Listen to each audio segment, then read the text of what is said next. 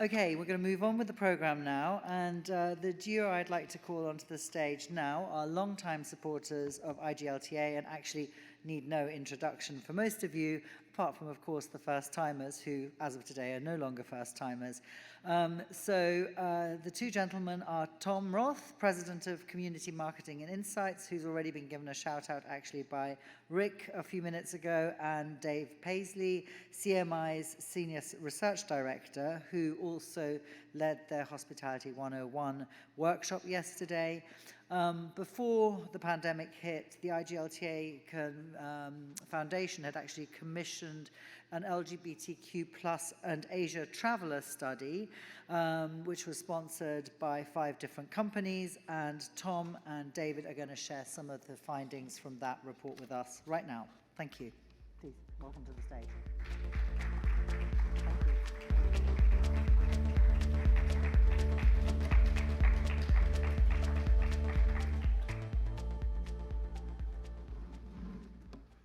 Good morning. So, hello. First of all, Daniela went from being Loanne's new girlfriend a few years ago to like running the thing. I'm really amazed and impressed. You're doing a beautiful job. Thank you. So I'm Tom Roth. I'm president and founder of Community Marketing and Insights. We started in 1992, primarily in the tourism industry, and then diversified from there. And I'm David Paisley. I'm the Senior Research Director at CMI. I've been there for 25 years. So today's short conversation, although an important one, is about the Asian LGBTQ market. I want to, first of all, give a quick shout out to the IGLTA Foundation for having this idea, for doing this project as a benefit for all the membership, particularly John and Loanne, Clark Masad, and Scott Seed, who were really instrumental in making this study happen. It's truly breakthrough.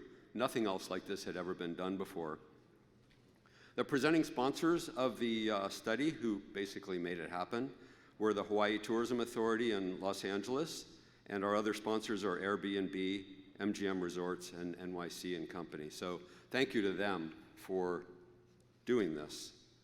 The reason I have Lou's picture up here is she's very instrumental on our team. She's our research director. She's in Shanghai.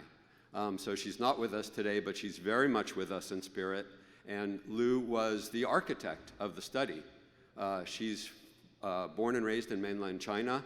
She led a couple of China studies for us and continues to represent us over there, as well as do a lot of our research work. So I'm going to turn it over to Dave, and we're going to bounce back and forth a little bit to give you some of the key findings from this study. And one thing I want to acknowledge is that most of the data was collected in November and December, and it was finally published in January in 2020, and that was an unfortunate time, right? It was right before the pandemic. So we went through the research, and we really wanted to take a look at what are some of the themes that we think are themes that will continue, are true today, and will continue as soon as we come out of lockdown.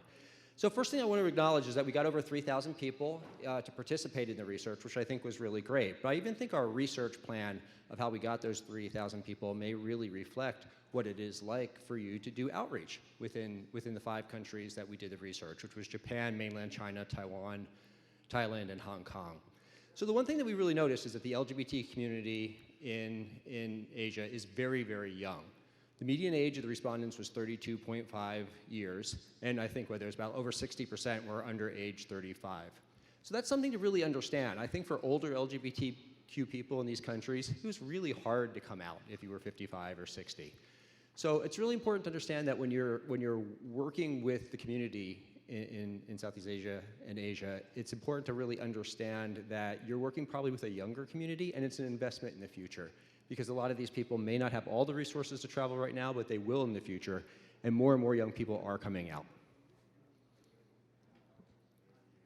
I also want to talk a little bit about travel by numbers. So again, in January 2020, also to say that we did a similar study in the USA around that same time, is that yes, the numbers are a little bit lower for travel with LGBTQ people in Asia, but they're not really that much lower. So there's a lot of vacation trips being taken, a lot of round-trip air flights and hotel nights.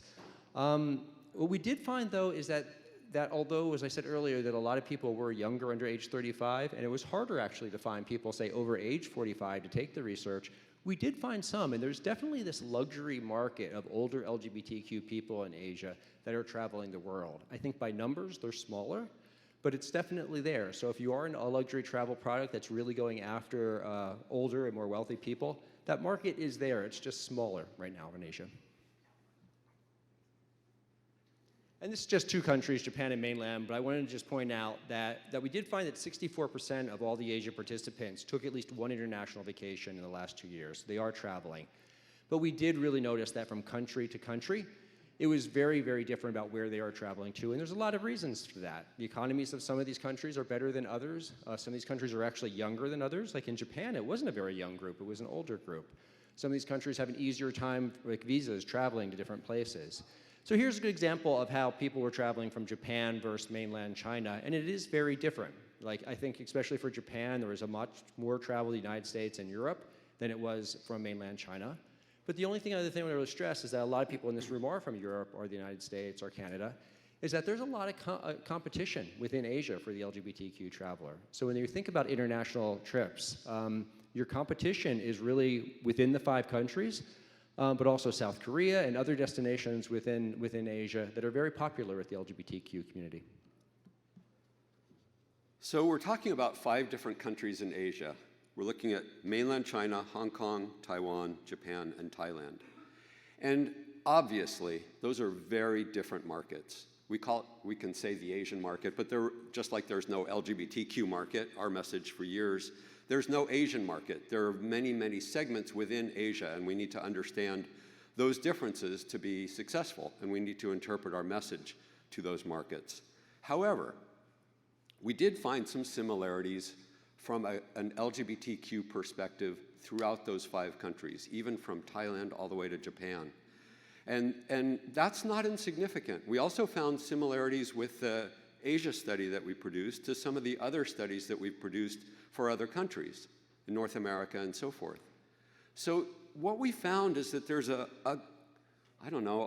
global rainbow, a cloud, a thread that sort of connects all LGBTQ travelers to a certain similar passion, a certain similar interest, a certain similar life experience with their families and their friends and work that kind of makes us a community of travelers.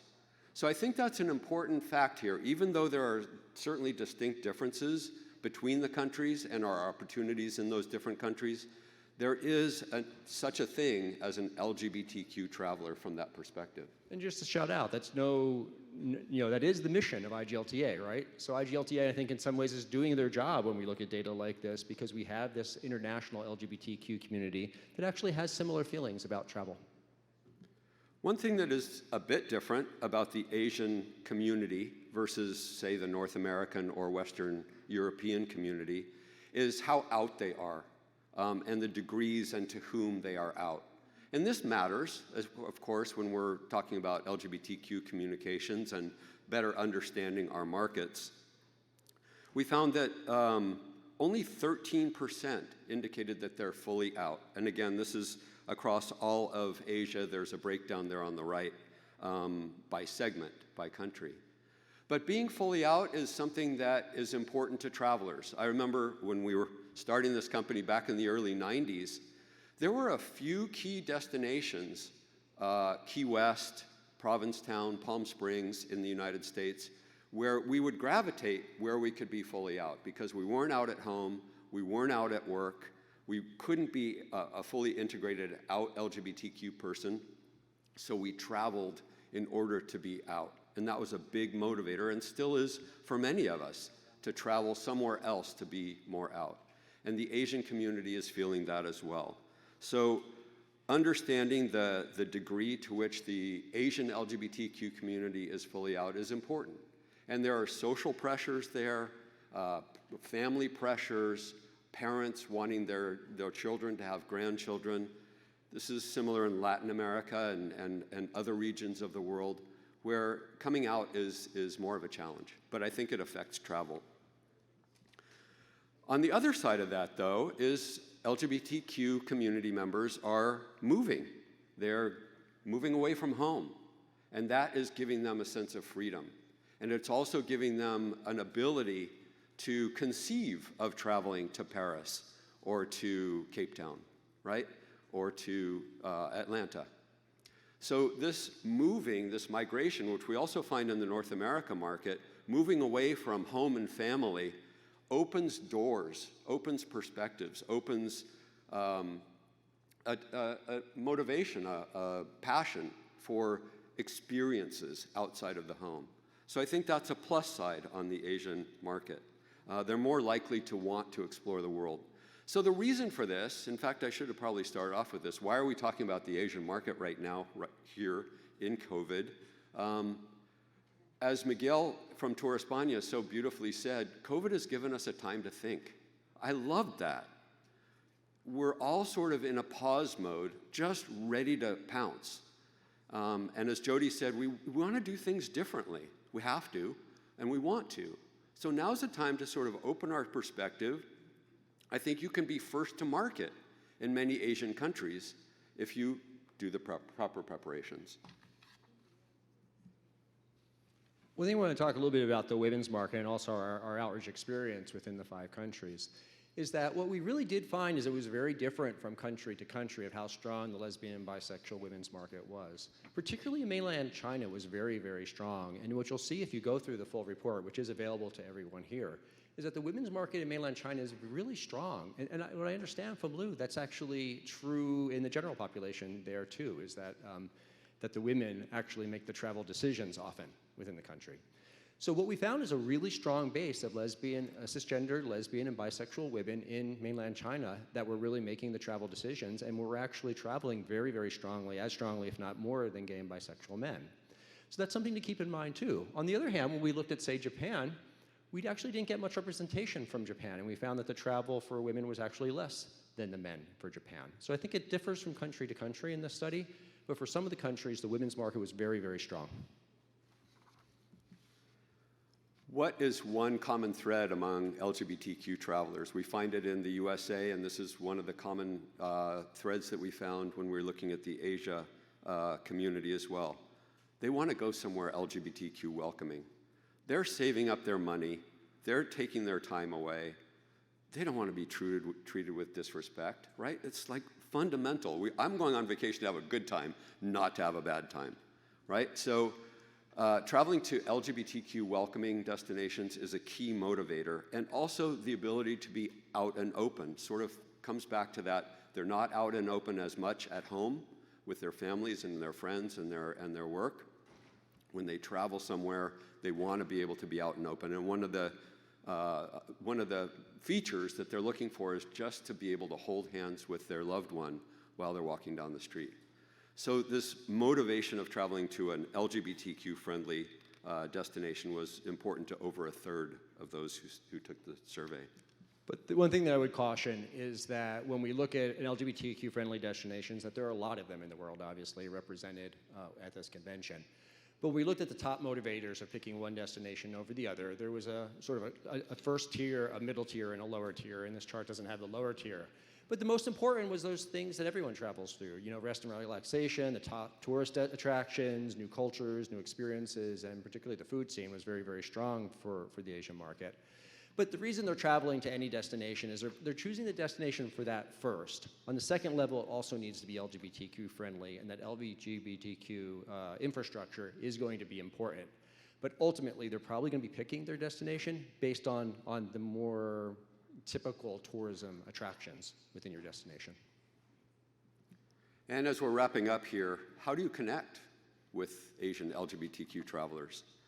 First and foremost, they're looking to their direct circle of peers. So if you have had visitors from other countries, from Asian countries, and they had a good time, they are your best marketers. It's really the case for all of us, for every market, right? Show them a good time, they're gonna go back, they're gonna tell their friends, they're gonna bring their friends, they're gonna bring their families. So that's number one, the direct circle of peers. What we also found was that they're far more influenced by their LGBTQ circle of friends and family than they are their non-LGBTQ friends and family, parents, and so forth. Social media beyond that is the most influential. That's a way beyond giving them a good time and having them be your ambassadors. Social media is super important. And social media is very different country by country. So if you're exploring outreach through social media, you're going to have to tailor your message, your imagery, obviously your language, by country. And so you'll need to do a little bit of research on that. And to say that if you go to the full report, we'll actually list out what are the most important social media and other media sources for each country. Right, exactly. Direct online search is very essential, so be sure that you show up when somebody from mainland China or Hong Kong is searching for your destination or your hotel group or your tour operation. And then finally, Asia's media isn't as developed as it is in North America or in Europe, right? They don't have magazines in the bars or those kinds of connections as much as we do. However, 82% reported referring to LGBTQ websites within Asia. The other thing that I found really important and a lesson for all of us is 46% view LGBTQ websites outside of their countries. So, for example, if you're Fort Lauderdale, and I encourage you to look at their website, they translate their website into all kinds of languages, and they actually have a transgender-specific section of their website that is translated into all these different languages. So they've done a great job, and I think that that's a good case study. If you want to, you may be doing that already, but if you're not yet, take a look at that and share with your web people. It's not that expensive to do, and I think it's a powerful message if somebody from Thailand or Japan is looking at your website and they see a link to click and have the whole site translated to Japanese. So finishing up, a few resources for you. One is research. This is a time to be thinking about the future and planning for the future, and research is a great foundation to do that. These studies are available to everybody for free right off of our website with a link to download them. I encourage you to download the LGBTQ community survey. We just finished it about 4 or 5 weeks ago. We presented some of the key findings yesterday. The Black LGBTQ community survey, super important to understand, as we just discussed in the panel, the intersectionality between being African American and LGBTQ.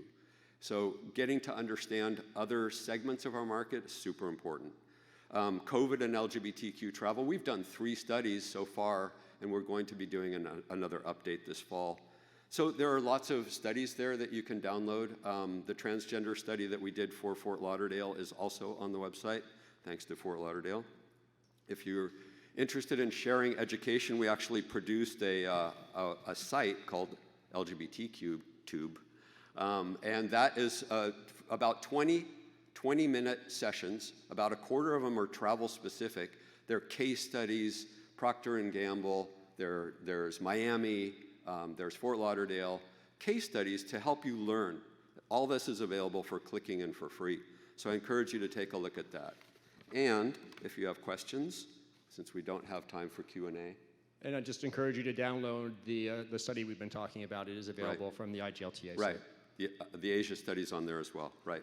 So if you have any questions, if you want a copy of this, if you want a copy of the Asia study as a link, just shoot an email to me, tom@cmi.info. It's info, not com. Com costs $10,000, so skip that. So tom@cmi.info. And we want to thank you for being here, and thank you for learning, thank you for absorbing all this, thank you for the networking. I've been doing this for 3 decades, and I always learn so much. I always meet so many great people at IGLTA, and this is my favorite time of the year. It's my holiday, so thank you. Thank you.